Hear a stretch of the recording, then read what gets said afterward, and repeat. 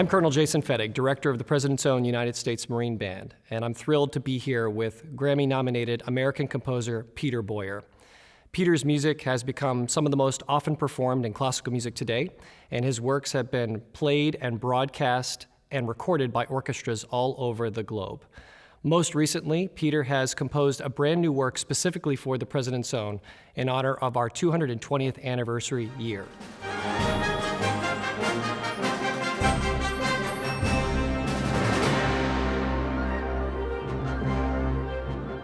Peter, welcome to Washington, D.C. Thank you very much, Colonel Fettig. Thank you. It's great to be here. Our pleasure to have you. So today you heard for the very first time live your new piece that you wrote for the Marine Band.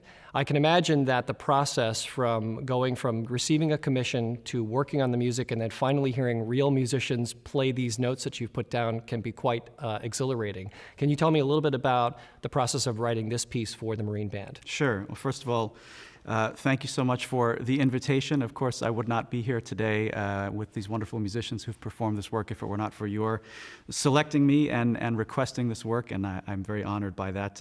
As you know, I have come from not the concert band world at all, but from the orchestral world, and so there are, of course, commonalities, and yet there are very significant differences. And so the commission offer for this piece for the 220th anniversary of the President's Own was received in my mind both with a sense of excitement and also trepidation, because there are instruments for which I do not normally compose, and where are all my strings that I'm accustomed to? So right. It's a very different kind of process. But of course, I knew immediately that I had to try my best to accept the challenge of this commission. So over the course of the last several months, I've worked on the piece on and off in conjunction with other projects, and indeed, just before we've sat down is the first time that I've actually heard it live. So it is both exhilarating and also it's an educational process. I mean, every moment that's going by with an ensemble of this quality, I'm learning something about the notes that I've put down on the page and listening as critically as possible for what kinds of small adjustments might be necessary. But it's also, it's a wonderful payoff because, composers, we by nature are fairly isolated folks. And so, once the commission has been received, then it's a staggering amount of work to create something from nothing, and to literally sit in one studio and force oneself to sit there day after day at the keyboard, at the either the piano or the actual computer keyboard, and with sample libraries and monitors, but you're still alone with your sounds and your sampled sounds. And so there's a long process that has to unfold before we actually get to the point at which you can come and enjoy the moment in front of this great ensemble, and then trying to be as fastidious as possible to make sure that one has thought of everything that needs to be thought of, and then realizing, oh, maybe there's one more. Maybe we can, in fact, add a snare drum in this passage that I hadn't thought of. So it's a wonderful process, and it's one that is very gratifying to be part of. And that's part of the collaborative process. And one of the reasons we love to play music by living composers is you have a chance to interact with the composer. So having you here to not only hear this music for the first time, but also to make those changes and make those adjustments based on what you're hearing is part of the artistic collaboration that's so important to this. Right, absolutely. That's such an important thing, to be continually causing new music to be created and then to be performed and then to be shared with audiences. I mean, that's a wonderful part of your mission and what the band does. Yeah. So I want to talk a little bit about the piece. It's called Fanfare, Hymn, and Finale. And I want to start with asking you talk about some of the challenges of writing for band versus orchestra, which is what you're used to. But there are also some opportunities, I would imagine, too, because of the capabilities of bands in general, and specifically the President's Own. You wrote for 8 trumpets, which you usually don't get in an orchestra, and euphonium and saxophones, which are not normally in an orchestra, and a whole array of percussion. Was any of that kind of like a kid in the candy store for you to be able to write that kind of music for these instruments? Yeah, absolutely, particularly the brass. When we discussed what the specific instrumentation would be, and I received the list that said 8 trumpets, that's exactly the right metaphor, a kid in a candy store. I mean, I love writing for brass. I love writing hopefully exultant, jubilant music that shows off the character of what brass can do, and I wanted to try to capture that to some extent with this piece, thus the fanfare, but also the wonderful, noble quality that the brass can have. In this hymn that I wrote, I wanted to attempt to utilize that capability as well. So those kinds of colors and the character that brass are capable of is wonderful. And then a much wider array of woodwinds than I typically have written for. So even in doing orchestrations for movies, where often I'm orchestrating for another composer, and because they're big budget movies, there's enough funds to have a large array of woodwinds. Not this large. This is a very large array. So things like, contrabass clarinet is something that I just never write for contrabass clarinet, So okay, well, we know it's going to have great low notes. But at a the cool bottom. instrument. A very cool instrument. So the numbers of instruments, certainly, 3 tubas. I never write for 3 tubas. So to have that weight at the bottom, etc. And certainly, yes, as an orchestral composer, euphoniums just don't come into my day-to-day work, and so trying to figure out the best way to utilize them in the ensemble. And of course, knowing that I only had a 7-minute slot, and so one can't do everything in 7 minutes. But I wanted to try to incorporate music of contrasting color and character in that 7 minutes as best as I could to really jam-pack the 7 minutes.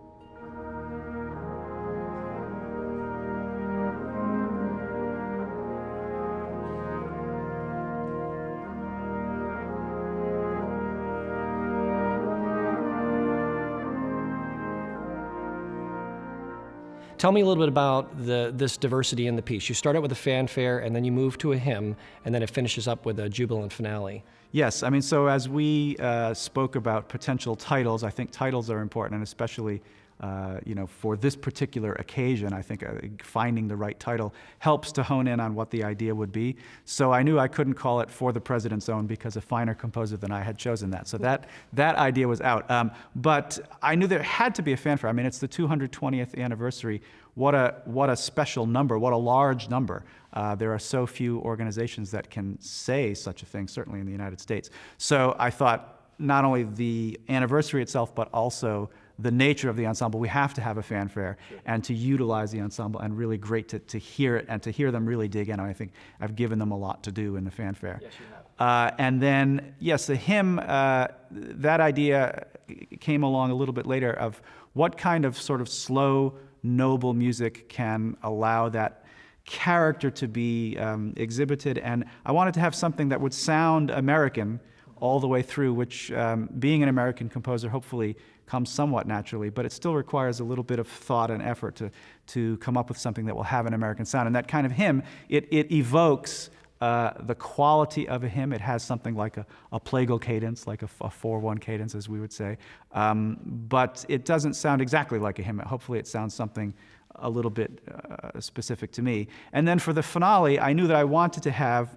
exciting mixed meter music. So I wanted to have something that wasn't just 4/4 or 3/4, but something that would be mixed meter in quality. And I love to try to get a mixed meter music to groove. And so in this case, it's 7/8, and it's fast. It's always 1 2 1 2 1 2 3 1 2 1 2 1 2 3 da da ba ba ba ba ba ba ba ba. And I love that kind of propulsive quality.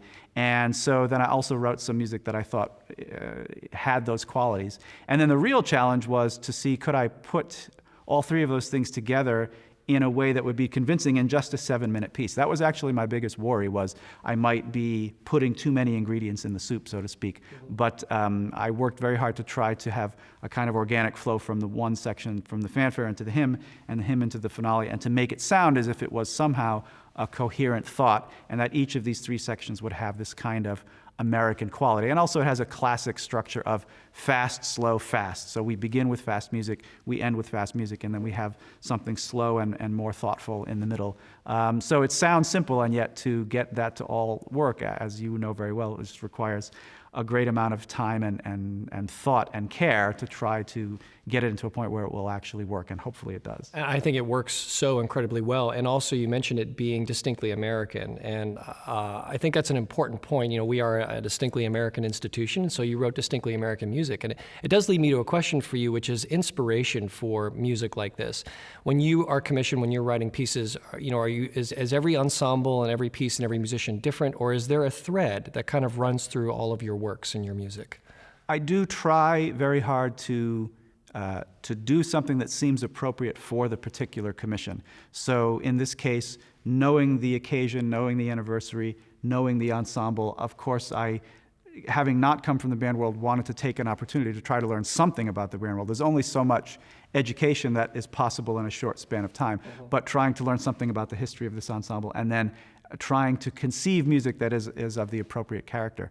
And of course, then there are opportunities where commissions are asking you to celebrate a particular event or sometimes to reflect a particular story or particular mythology. And so, I have older pieces that are inspired by Greek mythology and a piece on the sinking of the Titanic. And my most well-known piece is a piece about Ellis Island and American immigration that calls for actors and orchestra. So each of these requires a specific approach, but hopefully, we speak about a quote-unquote voice as a composer, if one has a voice, and that's an impossible thing for a composer to discern himself. It has to be somebody outside who looks and says, this is the voice of that composer. Otherwise, it's much too self-conscious. So, at the end of the day, the notes that one decides to put down, like, I like these particular notes and not those notes, at the end of the day, that is where your personality comes through as a composer. But I always try to do something that's going to be appropriate to the specific occasion and the specific commission,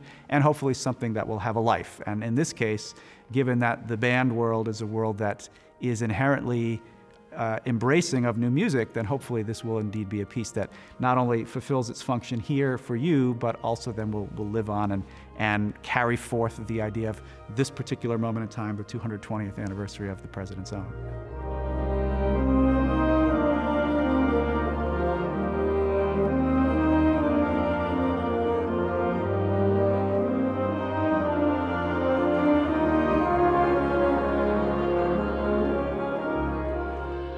You mentioned some of your other work, and I would say, just following your work and getting to know you better as we've started to collaborate, you're a very busy man. In addition, you live in LA, and in addition to your work as an orchestrator in Hollywood, you're obviously a very successful composer in your own right, and your career has virtually blown up in recent years.